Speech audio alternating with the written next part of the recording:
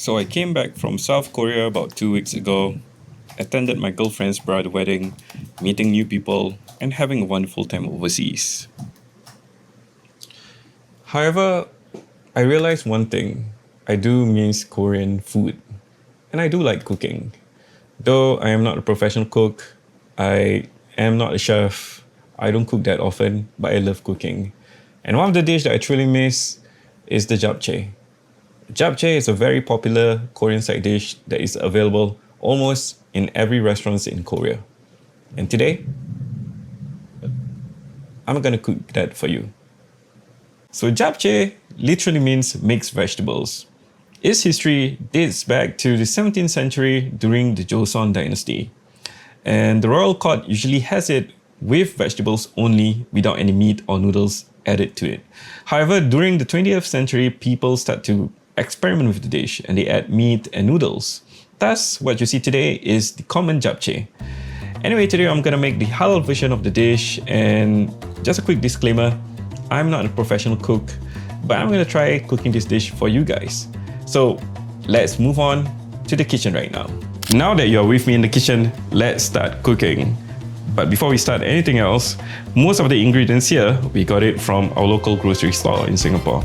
Some of the ingredients that we're going to use, we got it from Shopee. However, I'm going to list every single ingredients for you guys in the comment section below. Okay, first, 2 cloves of onions, 1 carrot, 4 to 5 mushrooms, shiitake, king oyster, up to you. And then we have spring onions, like about 4 to 5 stems, spinach, this is my favorite veggie, 1 red capsicum. I prefer to use red capsicum to add more colors to the dish. Rice glass noodles, depending on your servings, add more if you need to.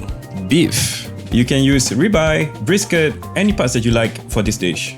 Sugar, you can use brown sugar or just a normal white sugar, up to you. Spicy chili flakes, or in Korean, gochugaru. This is optional basically.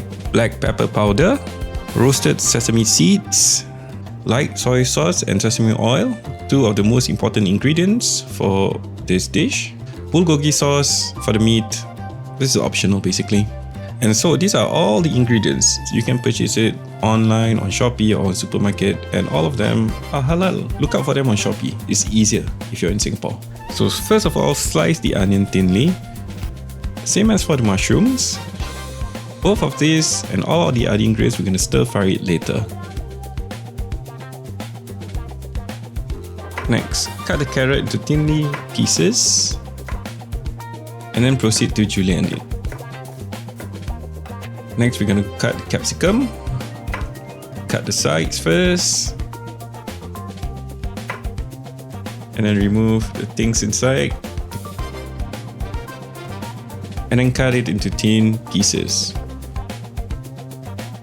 Alright, now it's spring onions, chop them into pieces. Okay, next we're going to trim off the stem from the spinach. For me, I prefer just to keep the leafy part or most of the leafy parts of the veggie. Don't forget to wash the spinach. So now we're going to cut the beef into stir-fry pieces.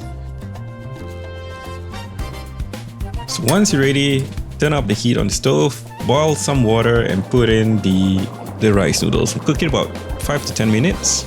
Remove the hot water and put it into the bowl. As you can see, the noodle is already cooked. And now we're going to make the sauce for the meat. Put in 2 tablespoons of bulgogi sauce, 2 tablespoons of soy sauce, pinch of black pepper powder, 1 tablespoon of sugar.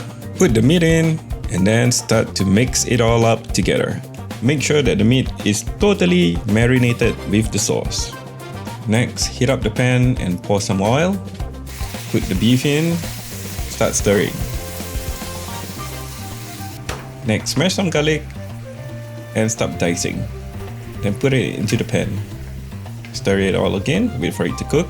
So once cooked, transfer the beef into the bowl and make sure that you transfer it without the sauce. Next, heat up the wok and pour some oil.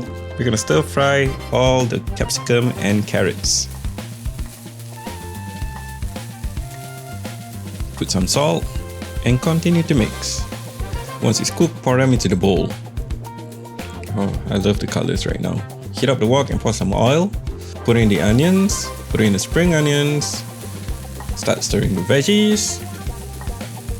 Add in some salt, stir a few more times, and then add in the spinach. Slowly stir the spinach, making sure that it's thoroughly cooked. You will know that the spinach is fully cooked once it starts to shrink, and that's already cooked. Then use a tongue and transfer the veggies into the bowl. The dish is now slowly looking colorful with all the veggies and other ingredients inside. Now heat up the wok in oil, toss in the mushroom, and start stirring. Add some salt, stir again until it's cooked, and pour it into the bowl. Now that you have everything in, let's make the sauce for the japchae.